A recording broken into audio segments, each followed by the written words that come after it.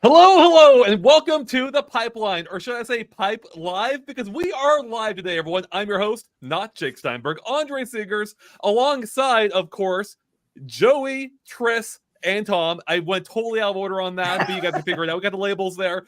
So yeah, we're trying something different. As of course, some of you may have heard, Jake is leaving on Friday. He's out today. So we are trying out something new. Our plan has always been to make the Pipeline a live show, and here we are. We're starting a little sooner than we expected, but we're trying it out. Should be a lot of fun. The Pipeline, of course, is where we talk about the hot topics of the day, news or trending topics on Twitter, and we've got some fun stuff for you today, I think. Hopefully fun. We'll see. So let's go ahead and get into our conversational view. We're all equals here.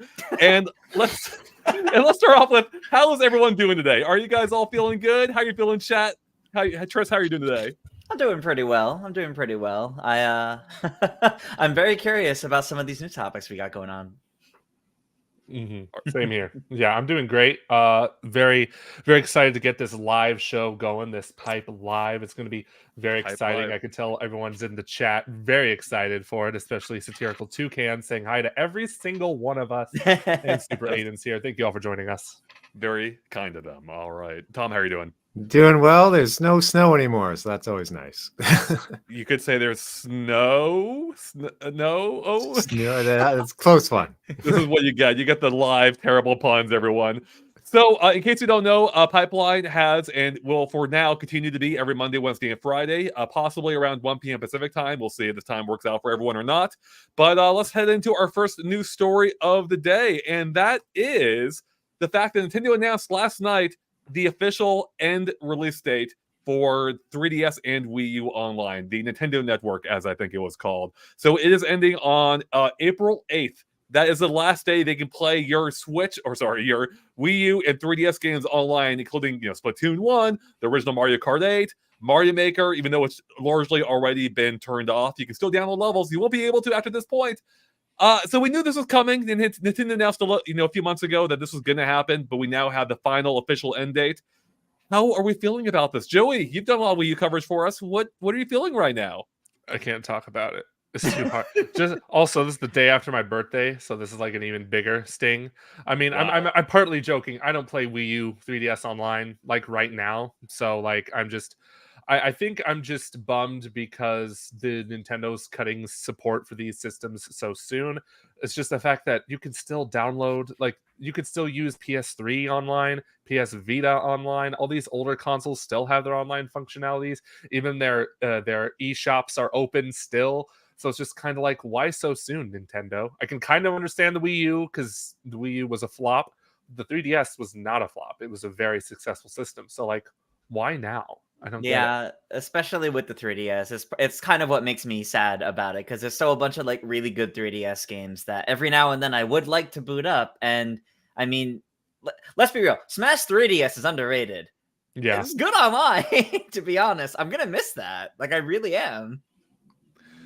Yeah, I think there's gonna be a lot of games that people are gonna. Well, maybe not a lot of games. There's definitely gonna be some games people miss, including renditions of games that maybe on Switch but are a little different, such as Mario Kart 8. And we have a comment here from Mohammed Nahari, sorry if I'm mispronouncing that, who says, I don't think there's many people playing online on Wii U, Mario Kart 8, or Smash Brothers 4. But, Joey, didn't we do, not that long ago, we did an online test, right? And it was pretty vibrant, as I recall, right? It was kind of, yeah. It's been a while since I did that video. So, but last I checked, it was pretty vibrant. Not like as much as on Switch, of course, but especially the Splatoon community is still playing Splatoon 1. Splatoon's probably the most vibrant online Wii U game there is right now. And that's just going to go kaput. You won't be able to play online in any official capacity, at least. And sadly, like I had Splatoon matches when I tested it out around Christmas, and wasn't Splatoon online multiplayer better than 3 in some aspects for the refresh rate or how it connected? Actually, ironically, yes, Splatoon 1, as far as I know, still has technically the best online of the 3 because it uses a I forget the term for it now, but it has a faster refresh rate, as you were saying, basically. So everything's being updated quicker than Splatoon and 3. Wow. That's actually really surprising. I did not know that. That's actually really surprising and kind of sad, to be honest. You go back to it, it still feels really good, especially because you got the gamepad. One of the few games that made really good use of the gamepad. I really like looking down, having instant access to the map, just tap where you want to, squid jump to. Felt really good. And I think that Splatoon actually might be one of the biggest, the most disappointing things with this, just because there are elements of Splatoon that haven't carried over to the newer ones yet. It has, in my opinion, the best maps of the entire series still. And now with servers going offline, there's not going to be a whole lot of reason to revisit the game outside of the campaign, which was, good the first time, but we've seen variants of that now in 2 and 3 as well. So yeah, I mean, it's a bummer.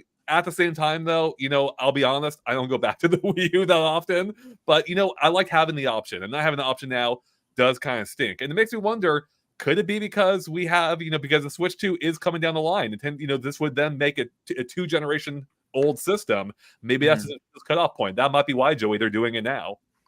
Very true. Yeah. And I'm excited for Splatoon 4 only because the Switch 2 is going to have dual screens, and then we'll finally be able to play the game as God intended.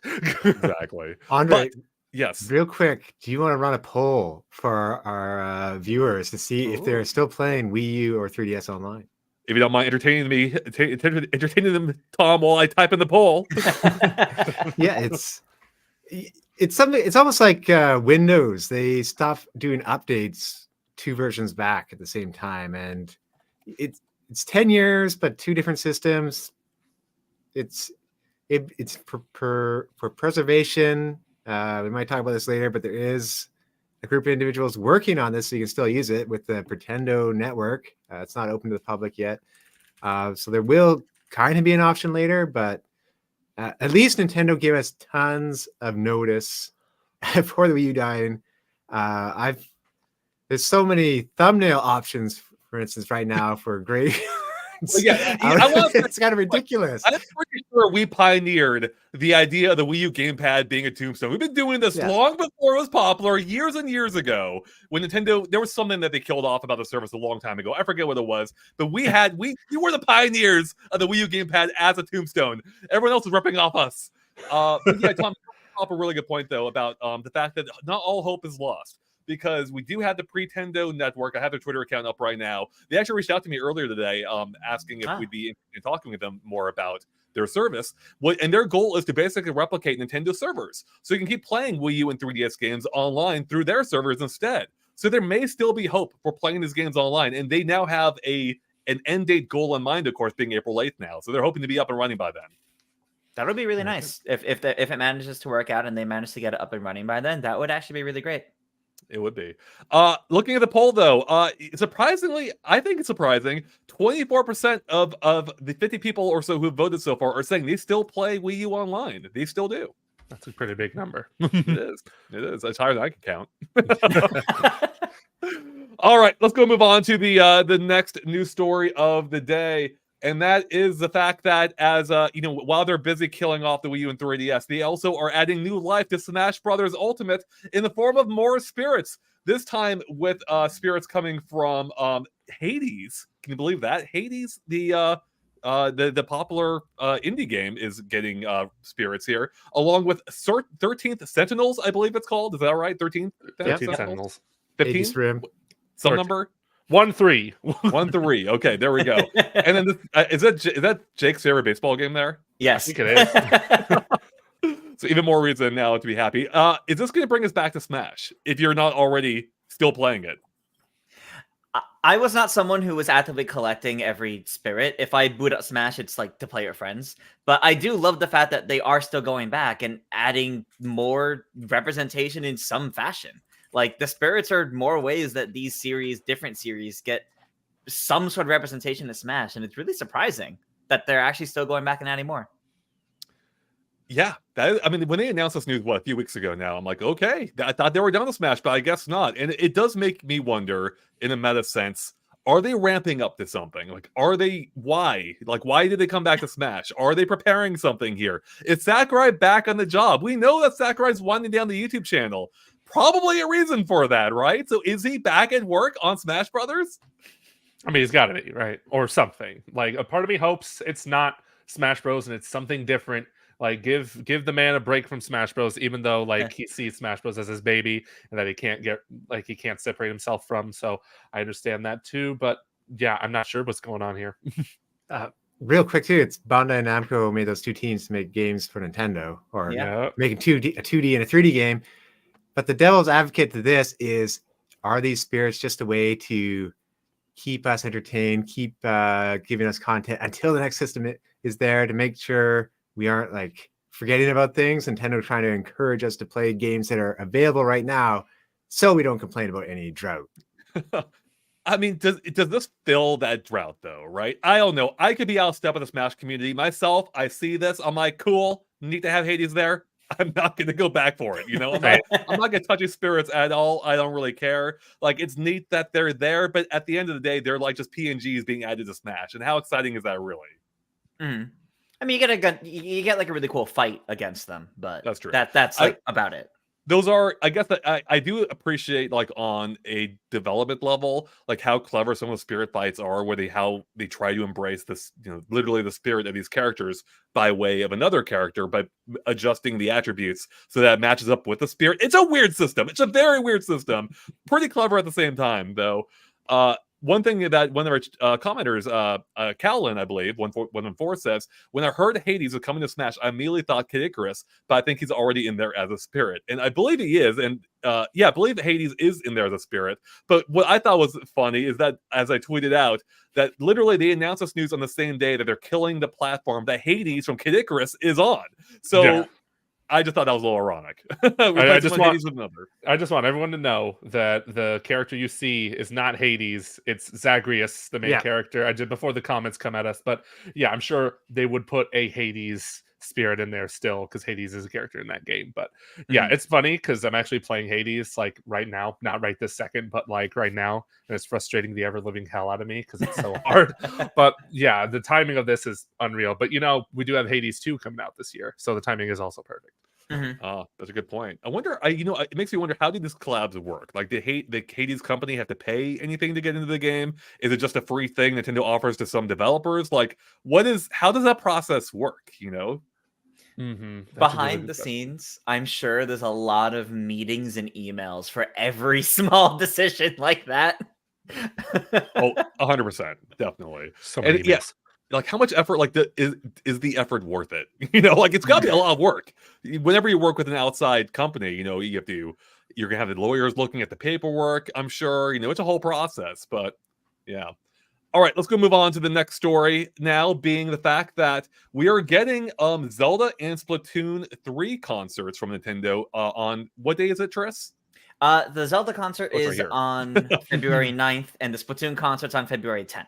Okay, there we go. These are, by the way, the days right after my birthday. So we have a series of news today happening after our birthdays. So I may tune in. I'll be well rested. Actually, I don't know if I'll be well rested. I don't think you will be. No, you won't. You won't. I don't do much on birthdays these days, everyone. But this is kind of cool. So this is seemingly, I think the Japanese account even clarified that this is filling in for what was planned to be at Nintendo Live. Instead of being at Nintendo Live, they're now doing these pre-recorded concerts, which is awesome. Like, this is actually really cool that they're doing this, especially with how strong. You know, I mean, we've already had Sympathy of the Goddess, of course, but you know, the Sonic has had I forget what they call it currently, but their series of concerts, which has been doing very well. So it's a good trend. It's nice to see Nintendo like doing more of this. Like, they had some live concerts at Nintendo Live here in Seattle too, and I didn't go up to it, but I could hear it from like wherever I was, and it was amazing. So. Yeah, no, it's definitely exciting to see that despite the event being canceled, they're still looking to do something with the musical performance. You know, they pre-recorded them. They're going up on YouTube so everyone can watch it, and not just whoever went to Nintendo Live and captured a video for everyone else to see. Exactly. Bingo. Yeah, I'm mad though, because I saw this tweet at first. It went up like at 10 p.m. last night Pacific, and I was like, okay, Nintendo with the news updates at this time, cool. But I was also just like, oh wait, is the Symphony of the Goddess tour coming back? And then it wasn't, and I'm just like, I've had so many opportunities to go to that darn thing, and for some reason they just stopped doing them. I miss it. I think it was because of the pandemic was part of the reason, but now it's just like, bring it back. Just bring it back, please.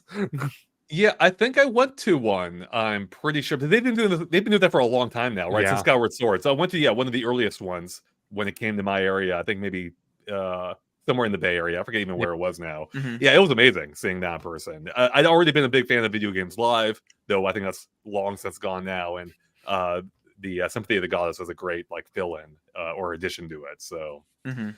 Video Games Live, that's the Tommy Tellerico one?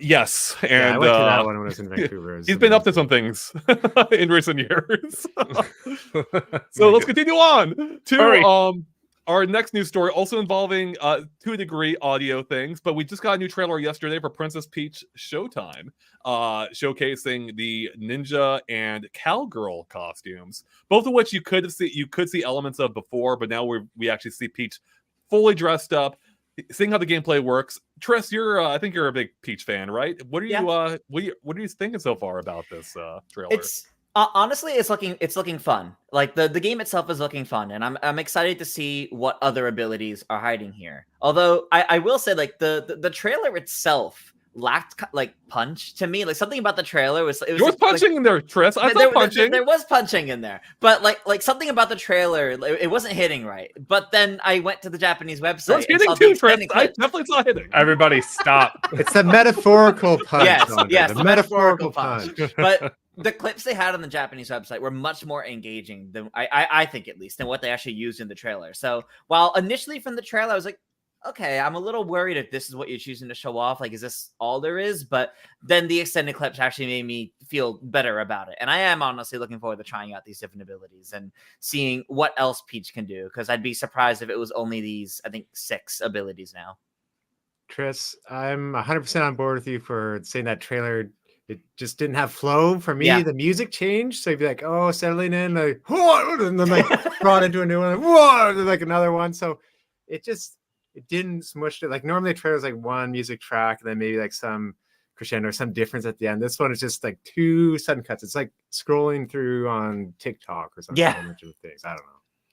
Yeah, it felt. I agree. I noticed that too. The pacing felt weird. You know, it almost felt like it was meant to have voiceover, which I think may have smoothed over that. I don't know if that was the intended case or not. But yeah, it was too quick. It was too abrupt. I was like, I wanted to see a little bit more of this. Yeah. And I one of my friends said to me, I can't get out of my head now, and it's bothering me, and I'm hoping it's not the case. But ever since I mentioned this, that like a lot of these costume stages look like elaborate Mario Party mini games. I'm like, no, don't put that out there. I hope there's more to it than just that.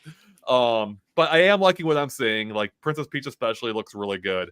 You know, seeing her like actually out there being involved in the action that doesn't involve, you know, emotion-based gameplay. And it just looks really charming. It looks really cute. And there was one concern though yesterday that I saw going around. Like, does Princess Peach sound different? You know, a lot of people thought that she's making noises we never quite heard before, and people thought that they have changed the voice actor. Even I thought so. Yeah. Sorry. I said even I thought so. Yeah. Right. Luckily, as it turns out, that is not the case. We got confirmation from, I believe it's Samantha Kelly, themselves, saying that they are still the voice for the character. So thankfully, we don't have to worry about that. So, very good. Yeah. I'm not too surprised. Like the news being like, for one, I didn't even know that she sounded different because I didn't watch any of the trailers. Sorry, I didn't do my homework, everybody. But when I heard like she's still the voice, I'm like, okay, I guess that's news, maybe. But yeah. It was shocking to me because the direction feels so different. Like I even pointed out in my website tour video that like there's an instance in one of the clips where she jumps on a horse and I think she yells like "giddy up" or something like that. And the way she says it sounds nothing like Peach. So I thought for sure that meant it was a completely different person. But did it sound like this? Giddy up. That would actually be amazing. That would be amazing. But I need to go back and listen to it for sure. But I even had this in mind a little bit when watching it, and I forgot about that element. But nothing stood out to me as feeling too out of place. So I'm like, oh, that's Peach making noises appropriate for the costume. So, but I can see why some may have been thrown off by it. So I will say, speaking of the horse scene, I loved again the detail in this game, like how the horse is actually carried by strings, Yeah. And it reminded me so much of the Roundhouse Gang from Toy Story 2, where you see like Woody and they're all like marionettes and they're riding horses and stuff. It was so good. Classic scene right there. It's Indeed. definitely great how the whole thing feels like a proper stage play too. Like it's really charming with the way they're really pushing the theme. In the same kind of way we saw with like the Yoshi games, like Yoshi's Woolly World, for example, where like it really pushes the theme behind it. Yeah, exactly. Nintendo is all about that. When they pick a theme, they tend to go all in. Yeah. To the point where this is totally unrelated, but 3D All Stars, had the cat element, which they didn't delve into all that deeply in that game. But with Bowser's Fury, they went all in. It's like everything's got cat ears. So Yeah, they did go all in on. I know because I did a video about it. I counting all remember the- that, counting them. And it's like, I Count found all- more. Yes, it's sad. I didn't count them all. I missed one. I think I missed like 2. I was like, darn it. And one of them was the stupid cages that those keys were in. I should have known. Yeah. I was new back then. Cut me some slack. There was a lot of cats going on. All right, let's move on to the next news story. This time we have a release date for Splatoon, the Splatoon 3 expansion pass DLC side order, being that it's now coming on February 22nd. Now, I don't believe the trailer they linked it to really showed all that much new. Tris, maybe you can correct me if I'm wrong. But we at least have a release date now. So, Tris, what do you make of this? Yeah, I mean, this really was just showing off the release date. Like there was like a little bit of text, but otherwise it was kind of some panning shots of the area, nothing new. So the main thing here was a confirmation of the date, which is, as everybody's been saying, it's earlier than expected. I think back in the September Direct, they had said it'd be releasing in the spring. And this is quite notably ahead of the spring. It's still in February. But I think the first wave of the DLC, which still feels weird to say, the Inkopolis, was also said to be releasing in spring and then released the end of February. So about a year later, we're finally getting part 2. Yeah, it's gonna wait. Like Splatoon 3 feels like forever ago now at this point. Yeah, it does, honestly. It was like over a year ago, but it feels longer somehow. But we finally have that release date, and it's not far away, which is nice because it actually is coming a little bit sooner than I think we expected, and that's actually, it's not all that often that happens from Nintendo, especially. Do we know for sure if it's a roguelike? Because that's what I've heard, is that it's kind of got roguelike elements to it. I think that's what the takeaway was from the actual like gameplay trailer for it back in September, is that the way it plays out, it is like a roguelite. And including different numbers for stats. All right. Well, I'm probably gonna have to skip it because I need a break from roguelikes after Hades. Oh goodness, I don't blame you. All right. Well, speaking of taking breaks, that is a transition that I have nowhere to go from. So we're going to move into the next story. Okay. Being the fact that we're taking a break with this news story, being Koji Kondo has now been selected as a Hall of Fame inductee at the 27th DICE Awards, which is awesome. This means he'll be joining the likes of Ed Boon, Tim Schafer, Connie Booth, Bonnie Ross, Todd Howard, Hideo Kojima, Leslie Benzies, I believe, Dan and Sam Hauser, and Tim Sweeney. So some great big names there, obviously. Koji Kondo finally joining the ranks again in the Hall of Fame. I'm also surprised he wasn't there already, though. I saw this, I'm like, wait, what? You got 27 of these, and you haven't nominated Koji Kondo, one of the oldest, or what I mean by that is like longest lasting composers, famed for some of the most well-known compositions in gaming history. You're just now adding him? What? You're telling me Tim Schafer got one before him? Tim Schafer's a legend, but yeah. Yeah, it's crazy. It's really cool to see him get the recognition. I'm sure he's probably gotten a few of these awards before. I even think they gave one to him at the very first Game Awards, the one after they transitioned from Spike TV doing their own thing, because he had a huge presence there. He was straight up on the piano, like do do do do do do. It was epic. It was awesome. It was just, you had to be there. Yeah, it was so cool. But yeah, really cool stuff. Yeah, Callan specifically mentions Koji Kondo, for those who don't know, made the Super Mario Brothers and Legend of Zelda NES music and more. Yes. And I've highlighted a whole segment here that gets even more specifics, including Mario Galaxy, Skyward Sword, 3D World. Yeah, this guy has made some amazing tracks. He's worked more recently on, he was involved with the Mario movie. I think as a supervisor, I don't think he did any music himself as far as I'm aware. But I think he was also involved with Super Nintendo World. So he's still out there making music, or at least assisting with it. And, with him being around for Nintendo's entire legacy so far, which is so cool, so amazing. And it's great, again, he's finally getting acknowledgement from the DICE Awards. I wanted to ask, what is our favorite Koji Kondo composition? Do we each have a favorite track? And Tris, I think you probably have something already.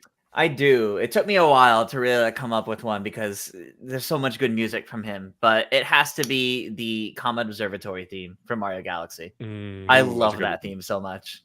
Hearing that for the first time was like mind blowing. It felt like something you'd hear in like a 2001 Space Odyssey, you know, like a really cool space sequence. It's like, wow, this is my Mario game, a full like orchestrated, like epic sounding composition. What? And it evolved too. The farther you got into the game, Yep. got Yeah. better The and further better. you got, the more like instruments got added to it. It's great. I It's didn't great. know that. What? I Mhm. need to replay Galaxy, man. You do. How about you, Joey? What's your favorite Koji Kondo composition? Gusty Garden Galaxy. I'm nothing a Another- trend here. Yeah, there's a trend.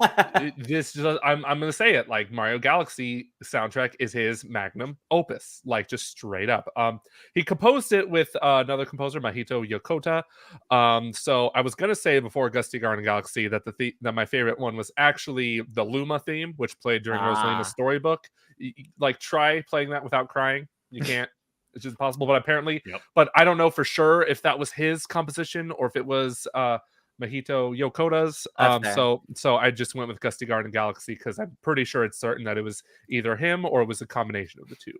Yeah, just a fantastic theme. It just I'm so glad it was in the Mario movie, but also I'm not glad that it was just in the end credits. You should have put that somewhere in the main movie. But yeah, it's fantastic. Just a whole movie with Gusty Garden. Just play that the entire time. You didn't need any other song. I'm with you, Joey, because despite it only appearing in the end credits, it was in marketing for the movie. Yeah. When they did like interviews with the actors and all that, they had that song play in the background, and it got us excited. Like this is going to be in the movie. Like where is it going to play? Oh well, it didn't. It played in the credits, the exact same part we heard. No, well, I'm afraid Tom is going to throw a wrench in our nice little trend here. So I'm going to hop in and I'm going to say my favorite Koji Kondo song, and I could choose any number of them. It depends on my mood, what I'm aiming for. I will say one of the songs I go back to the most is a song from Super Mario Galaxy 2.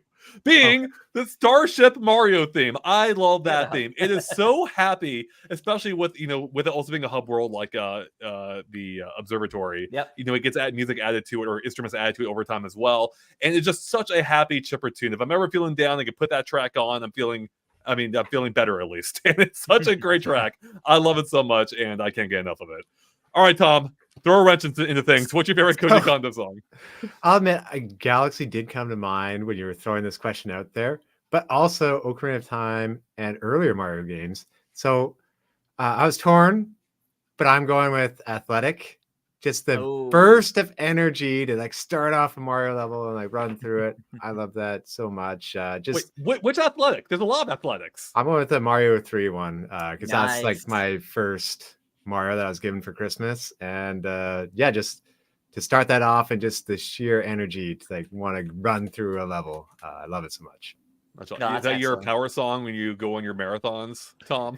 I can play that in my mind. That's what I do. I don't usually listen on headphones because of you can't hear traffic as much, but I do replay them mentally, I guess. Nice. All right, let's move on to our final news story of the day, unless chat happens to come across something that we haven't that we missed.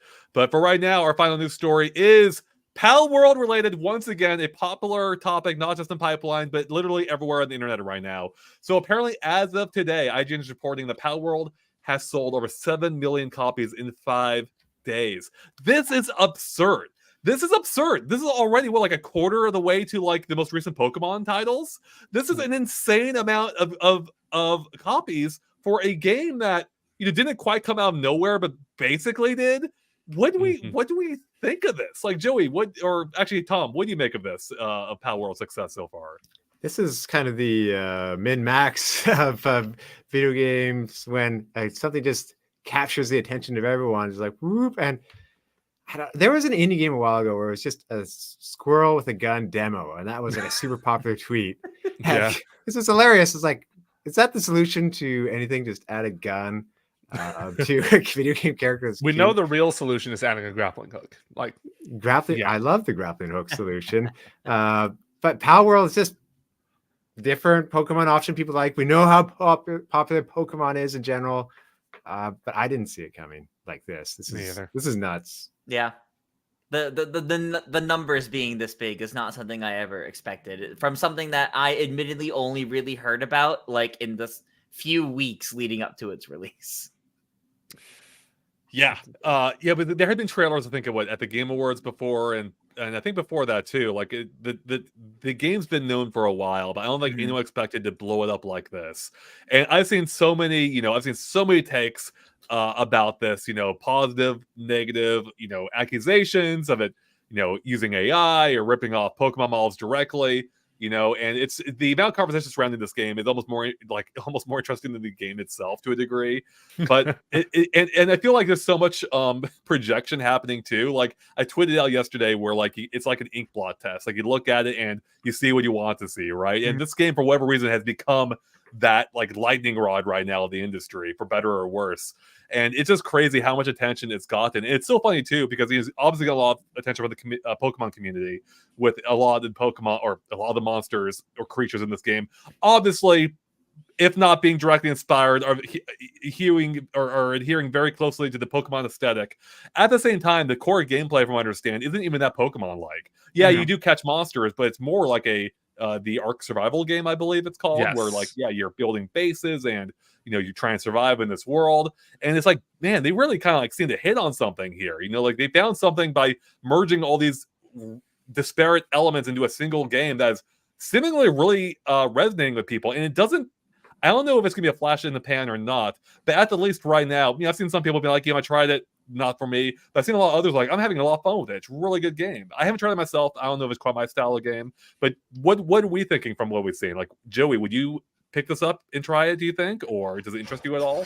Probably, because it's on Game Pass also, and I have Game Pass, so I'd pick it up there. But what's crazy is I saw a comment from T-Quill right there saying 1.8 million concurrent players on Steam alone is just insane. And yeah, that's not even counting the Xbox platform as well. So yeah, I'd probably give it a shot at some point, but right now I need to finish Hades again. but it's also kind of like a game. I wonder Joey got is frozen. Is Joey back? Not No, quite, Joey. but the 1.8 million, that was more than Counter-Strike at the time. So that is a crazy number for Valve. Yeah, I think it's like it was as a couple of days ago, like the second highest game on Steam for some metric. I forget what it was, but yeah, crazy success. Yeah, I can't believe it. It like, oh, Joey's back. All right. Right when I was talking, that was just rude. But yeah, I do want to wonder how long this success can last. Obviously, I feel like it's in the peaking phase right now. I don't want to say like it's just a total fad and it's going to completely fall off. At the same time, this might be too. Oh man! Apparently, Joey's internet does not want him talking about Palworld. So I definitely get what Joey means. Though, like a lot of it is a fad right now. A lot of it, honestly, a lot of the numbers, or maybe not a lot, a good portion of numbers, more than likely come from people going, "Huh, what's all this drama on Twitter about this game called Palworld? Oh, I'm going to check this out." And it just because it's constantly in a conversation right now. It's constantly drawing attention to it. It's constantly getting people to play it, and for better or for worse, depending on what side you take on that, that's whatever. It is gaining a lot of attention, and I'm sure that's big for the developers because I think honestly it's being much bigger than they expected it to be, which for an online multiplayer game, it could be rough. So I imagine a lot of the current problems with the game are things that could be like fixed as they go, and I'm sure they have a roadmap for that kind of thing. But I do think, to what Joey was saying specifically, I feel like maybe like 3 months out, this will be one of those games that someone mentions and they go, "Oh right, I forgot about that game." Yeah. Like I know it seems big right now, and if it stays big, then I completely respect that. But it does kind of strike me as something that 3 months down the line, unless it kept the very active users, people are gonna kind of forget about it again because it happens a lot. It happens a lot. Yeah, I mean, it could be that the phrase I'm looking for, like the fad, stronger the fire, the quicker it's going to burn out, the hotter the fire. Yeah, it could be that this is a total flash in the pan moment, or maybe it'll become something more, like especially if they can give it proper support and keep updating it. But it could be, yeah, it's hard to say how much it's going to last. So that'll be interesting to see too. Like, is it a one-time, like quick time event, or is it going to be a longer lasting product. I have no idea at this point. Everything about this game has defied my expectations. I expected nothing of it, and it's blown up. And it's interesting too because, as you said, Tris, the developers themselves probably weren't expecting this level of success, but they have said that they were aiming for it to be a success. Like, I mean, obviously everyone is, but they purposefully like lifted popular elements, like survival, Pokemon like creatures, catching them all, merged all together, and it ended up working. But the thing is too, like the fact that they pulled that off, seemingly, it says a lot in and of itself. Like a lot of, it's not the only game to try mixing all these random elements together, and the fact it didn't turn out to be a complete mess is impressive, Yep. and I think it does speak to the fact that there's a lot more Pokemon themselves could be doing with the IP that people might be interested in. And I think Legends in particular, like kind of, took baby steps in a new direction. And I think that could be a good foundation for them to build on and try things more elaborate like Palworld. Not necessarily with guns, but I do think it's worth noting though. Outside of like, yes, taking down obvious mods and IP infringements, I don't think Pokemon is really concerned about this, truthfully. Like, I know a bunch of people are taking this game to mean, see, Game Freak can do so much better. Look at this. It's the competition they need. But like, people have said the same thing over the years about like Yu-Gi-Oh! And Digimon and all these other things that still exist, still do well in their own right. Palworld, once the fad part of it dies out, it will probably continue to fill its own niche as well, coexisting with these, because they all serve different purposes ultimately, even if they try to compete with each other. Right. Pokemon as an IP is still like the most successful in terms of like merchandising and the money it makes. That's not going anywhere. Pokemon is literally the highest grossing franchise of all time. Encompassing all media. Pokemon's huge, and I don't think I myself don't think we're gonna see any legal action from Pokemon. I don't even know if they could. I mean, of course they could try. You could always try. But I don't think they will. I don't know. Like, I haven't seen clear-cut proof for sure that anything in here, like, obviously it's a gray area, and I don't know. I'm not a lawyer. I don't know if this game crosses the line from like, inspiration versus plagiarism. And I'm not going to argue either side in this case. Right. But I think Pokemon, I think it would look bad. I think it would reflect poorly on them if they were to like threaten legal action or actually do legal action. I think that's heat they don't want. And I think it would be a sign of weakness if they actually did that. It's like, I think that would show they're scared, that they're actually worried about this game. I don't think that's something they want to project. No. Ken and Krista actually had a great podcast discussing the inner workings of what Nintendo may be discussing or Pokemon Company might be discussing. They had some good points too about how it would bring Pokemon, company themselves like unwanted attention, and because not only is it an attack on Palworld, it could be seen as an attack on all 7 million people that bought it too, Yeah. And I think that's something Nintendo and Pokemon Company want to avoid. And I think that's kind of clear because of how quickly, specifically, the Pokemon mods for it got taken down, or like attention was put on those. Oh, look, Twitter videos are getting taken down about it. I think it's clear that how quickly that happened versus there's been nothing on the rest of the game, because I think they're not worried about it otherwise. IP infringement, yes, that's different. Yeah, I mean, if they were like straight up a Pikachu in the game, then you would see it. But I think that they've ridden a line well enough that I don't think they're gonna run into that issue. So, but we'll see. You never know. We have one more story though. Tom, I believe you have a story for us, right? About Kirby. Yes. Good news.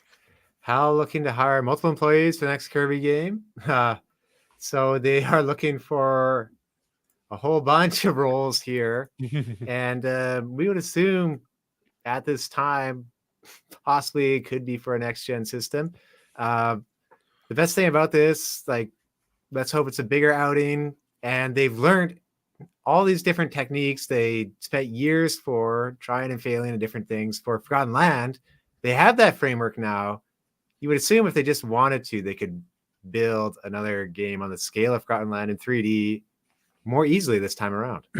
That's all I need. I just need more Forgotten Land, but with like different levels. That game is fantastic. As somebody who's not a big fan of Kirby, like at all, the Forgotten Land is one of my favorite Switch games of all time. I've been waiting for them to go 3D, and that success took off. I think it is the best selling Kirby game of all time now. So it just goes to show there's going to be more 3D Kirby.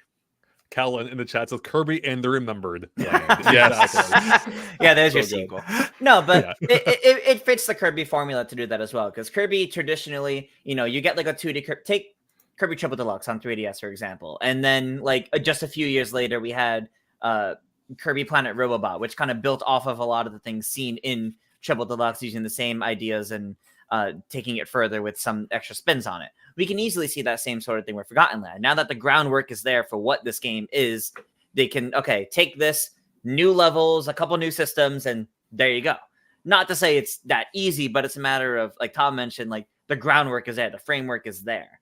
Before doing something entirely new, scrapping all that, you can build off of that and do something completely new with it, because the Kirby series has already been doing that with its 2D games. Yeah, and just a quick example of what it could be like. Let's say Kirby and an enemy are here, and Kirby would be attacking ahead of the enemy, but to the player it looks like you're supposed to hit it. They did camera tricks or gameplay tricks where you actually do hit the enemy, stuff like that, to make it to remove friction in the game. Mm-hmm. Yeah. I don't think it's a surprise at all that they're hiring for an upcoming Kirby game. There's always at least a Kirby game in development. Mhm. But it's still always fun to hear about. Oh yeah, there is one coming, and I am hoping that they build on the Forgotten Land, or on the direction of Forgotten Land, and give us another 3D. I've seen enough 2D Kirby. We've had enough of them. I want something more 3D. That's a new space for them to explore, and that'd be fun, especially after how good Forgotten Land was. Yeah. Real quick, we had a super chat from Under Sky. I don't think there's a comment that went with it, but thank you, Under Sky, for sending it over. We appreciate it. Speaking of which, there are a couple of comments I saw throughout. I just want to draw some quick attention to. Actually, can I highlight? Yes, I can. There we go. Yeah, there you go, Under Sky. We got you on screen there. There we go. Thank you. It's good. All right. A couple of comments just real quick from other people that I saw.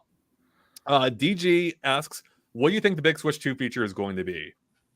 Man, I'm going with the scroll wheel triggers. I love that idea. Make that happen. I don't.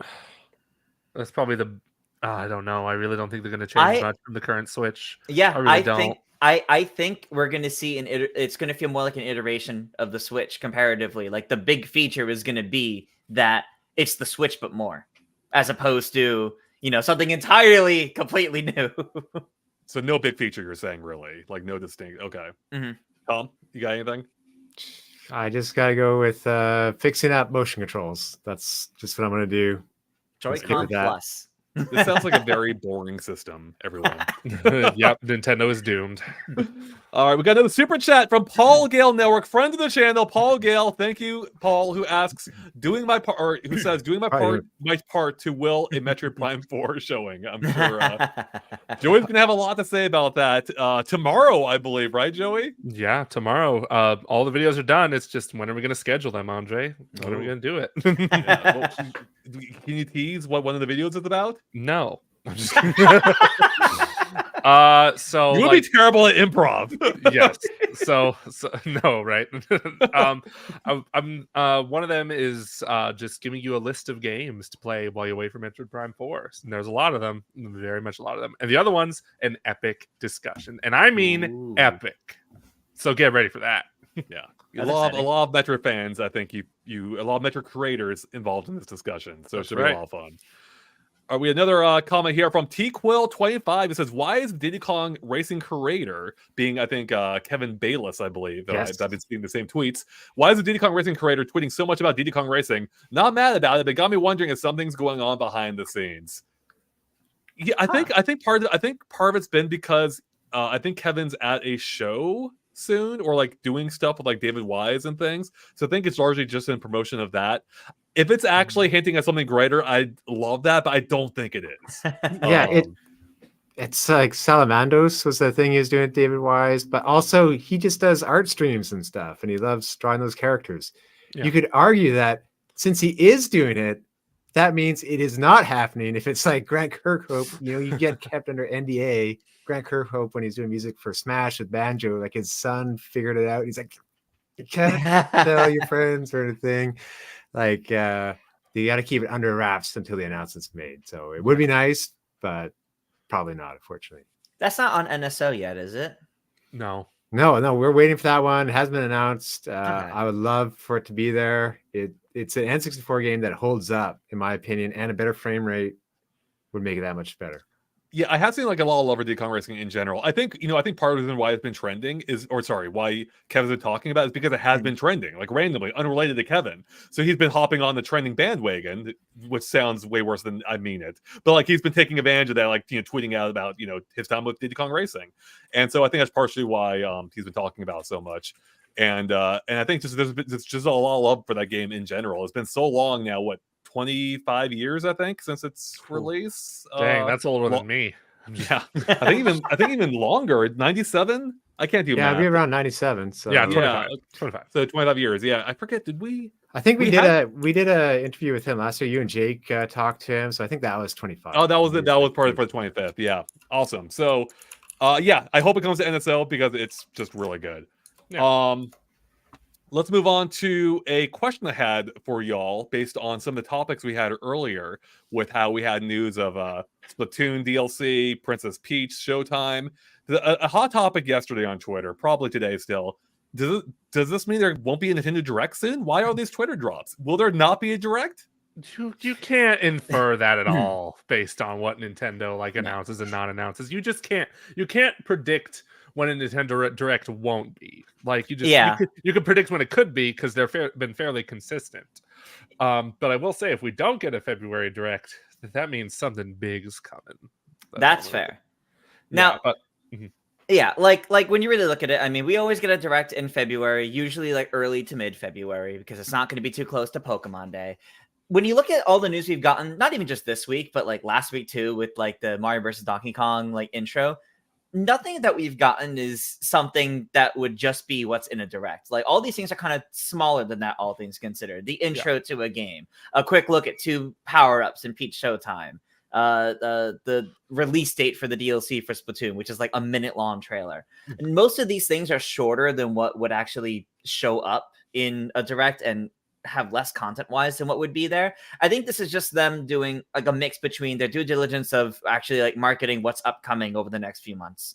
And also keep in mind, this past weekend would have been Nintendo Live in Tokyo. And so there would have been a demo for Peach Showtime. There would have been a big Splatoon event all there, which the thing got canceled. So they had to reschedule when some of those announcements that originally would have been timed around that, they had to reschedule when those would then happen. So I think the Peach Showtime trailer was supposed to be around that event. I think the Splatoon trailer was supposed to drop during the championships or during some sort of event there highlighting Splatoon. The concerts they outright said were supposed to be from Nintendo Live. So I think right now it's more so catching up on the marketing that was supposed to already have happened. And it's just so condensed. It feels oh, wait, could this be instead of a Direct? No, I don't think this has any bearing on a Direct we may see in 2, 3, 4 weeks from now. Yeah, it doesn't mean anything. We've seen this before from Nintendo. They'll tweet out random crap whenever, and there's still a Direct happening. And I do think there will still be a Direct because we only, as one of the commenters pointed out, we only know a handful of games, and I assume there will be more still on the Switch before a proper Switch 2 comes out. If that is this year, and which I think it is. So yeah, I'm not worried yet. Now, if it's if it's the same time next month, I'm like, okay, maybe there isn't a Direct happening quite yet, but who knows? So hold on.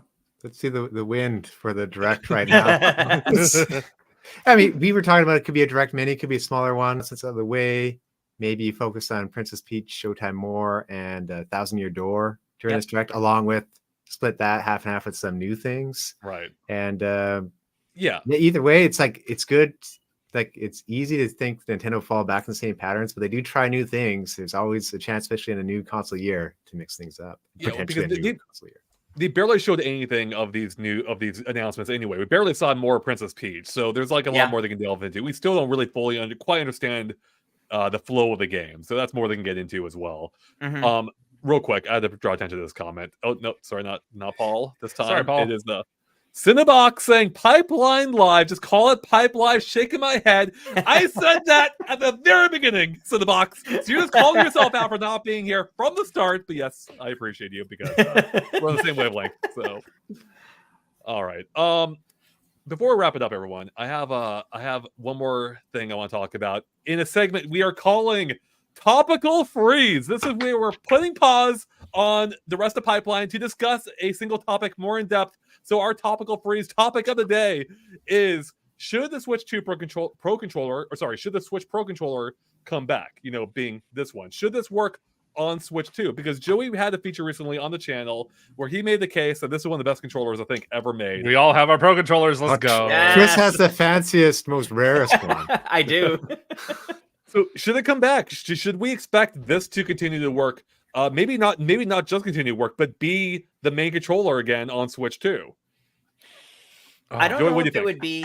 Okay, Hold on. Chris. I don't know. I don't know if it'd be the main controller. Like, I do think they'll have like some new release, especially if there's like any sort of new buttons that would have to be on there. But I think current Pro controllers will still work on it at the very least. It better. They better. I'm tired of buying new controllers. Stop it. I know. Yeah, They- even if they were useful on the new on the new Switch 2, I'd still buy a new one also, just because like if they somehow make a better version of this, like that'd be insane, and I'd be all for it. Of course, I did mention in my video on the Switch Pro controller that the D-pad's not great. I never personally had any huge problems with the D-pad, but I know this has been like a common and justifiable complaint. So like. I don't know, maybe they would just release a slight modification of it with that fixed D-pad, with maybe better triggers, depending on if Switch games even use analog triggers. But Yeah, they could. yeah, I mean, at least make it look cooler. I didn't cover this in the video, but the controller itself, at least the base one, is kind of like, it doesn't look all that fancy. It doesn't really have to look all that fancy, of course. Yeah. But I don't know. I do think it could probably look sleeker. I do like it's kind of has the transparentness to it. Like Triss's controller is right there. Yeah, like I think some of the special ones have some really cool designs. The way they manage to even like put things on the back sometimes. Like I think like the way they do the faceplates for it, if you want to call it that, I think they've done some cool designs. But I would like something that's a bit more intricate across the whole controller, like we saw for like kind of like you see for like other controllers, like Xbox controllers do that, PlayStation controllers do that. Right. Well, could it refresh and have some updates, but you can still use the old one? I'd be willing to give it up if there was like the scroll wheel on it, if there was that sort of gimmick.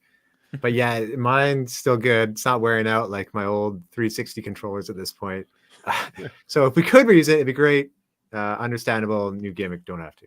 Yeah, that is the main concern, is like, you know, is having backwards compatibility with the controller, does that mean that A, there isn't a new gimmick on the new controller, or B, that developers can't fully expect to take advantage of it because you might not be able to, especially in like a local multiplayer game.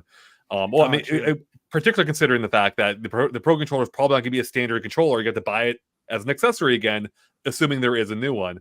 So I hope, as much as I want there to be a new feature on the controller, I hope that there still is. At the same time, though, I still want these controllers to be backwards compatible, because I'm again tired of buying a new set every time. But that might be a reason why they would force us to, because Nintendo loves that accessory money. You know, look at the Joy-Cons, $80 for a set of Joy-Cons, insane. You know, and they probably would want us to be incentivized to buy new controllers. But I really hope that these continue to work. Hey, hold on. Who is this in the chat? Who is this? Who is this? Jake? Why does that sound so familiar? I don't know. All right, Jake, you'll be on here on Friday. You can see what it's all about now. Good having you. I love how his profile picture matches what he's saying. Yeah. It is actually perfect.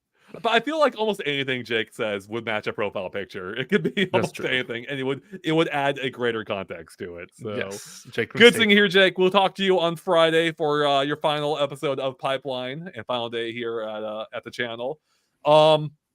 Chat, real quick before we wrap it up here, how are you? Let us know what you're thinking, how you're liking the live episode of Pipeline, something that we'll be back for on Friday as well, and I assume next week, Monday, Wednesday, and Friday. Probably at 1 p.m. Pacific time, though it may change. Let us know what you're thinking. If you're liking it, what we can do better. We'd love to hear your thoughts on everything in the comments and in the chat right now. Before we wrap it up fully, anything else, everyone here? Anything else we need to touch on? That's a very good question. Stay tuned for my Metroid coverage tomorrow. Going to be a very exciting and somewhat sad day, celebrating the 5th anniversary of the game that somehow got delayed, even though it didn't have a release date. You know. Just my luck. Yeah. Yes, it is. So Joey's got some exciting features coming up. I can't wait to see them myself. If you're a Metroid Prime fan, Metroid Prime 4 fan, potentially, you're going to enjoy it. So on that note, I think we're going to wrap it up here, but I do want to leave with one final parting message, being a shout out. I want to give a shout out to something we discussed earlier, but I want to give them a shout out again, being, why is this not working now? Oh, I've got it reselected again. There we go. The Pretendo people, again, they're working hard to make sure you can keep playing your Wii U and 3DS games online. That's awesome. That's a great cause, if you're a fan of game preservation. So it's awesome that there will seemingly still be a way of playing your Wii U and 3DS games online, even long after Nintendo stops supporting them officially. So shout out to them for keeping that going. Otherwise, that's going to wrap up for us here, everyone. Thanks for watching. Again, we'll be back on Friday at 1 p.m. Pacific time. I believe time could fluctuate, but probably 1 p.m. for the final episode featuring Jake. Or the final episode featuring Jake, not the final episode of Pipeline. So everyone, thanks for watching. Stay tuned for more. And catch us over on Twitch in a few minutes for some Mario Party 2 action, as today is its 24th anniversary. Twitch.tv/Gamexplain. Follow us there if you haven't already, because we'll be playing Mario Party 2 for a fun cause. All right, everyone. We'll catch you later. Bye.